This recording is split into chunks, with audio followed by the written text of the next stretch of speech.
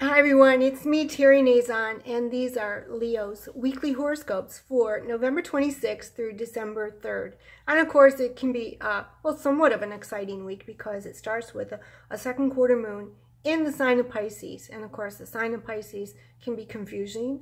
We can forget things, we can lose things, and of course, we can get confused about things.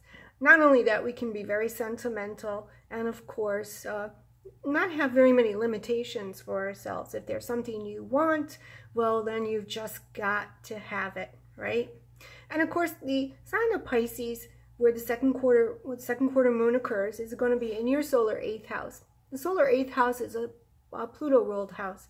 And since the planet Pluto is in your solar 6th house, well, this may put a lot of emphasis on relationships and getting along with people, kind of being sort of a manager type of person, okay? And maybe there hasn't been any other time in your life that you've worked so hard as this period of time. So we've got this kind of influence that, well, if I work hard enough, I'm really going to gain something. Something big is going to happen.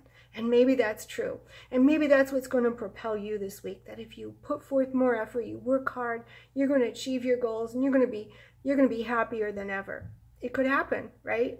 And of course, Mercury goes retrograde this week, and in the sign of Sagittarius, your solar 5th house of love, romance, taking chances. It's where we're very resourceful, and it's where we have to have what we want.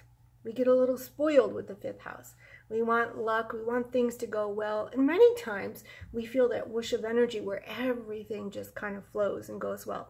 It's about entertainment, it's about having fun, it's about partying.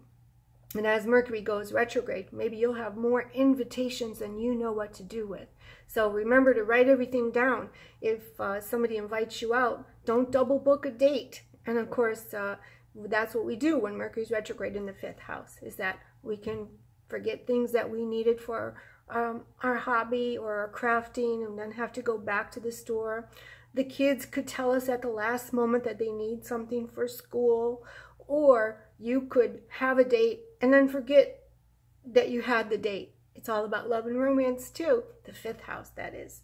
And of course, when Mercury is retrograde in the 5th house, well, maybe sometimes it can bring more than one love interest because of the dual nature of the sign of the planet Mercury in the sign of Sagittarius is a lot of something. So make sure that you manage your relationships well, because, you know, you've got the lunar south node in your 7th house of relationships also, meaning that this is where things can get, well, karmic, and there can be some odd situations around relationships and love affairs.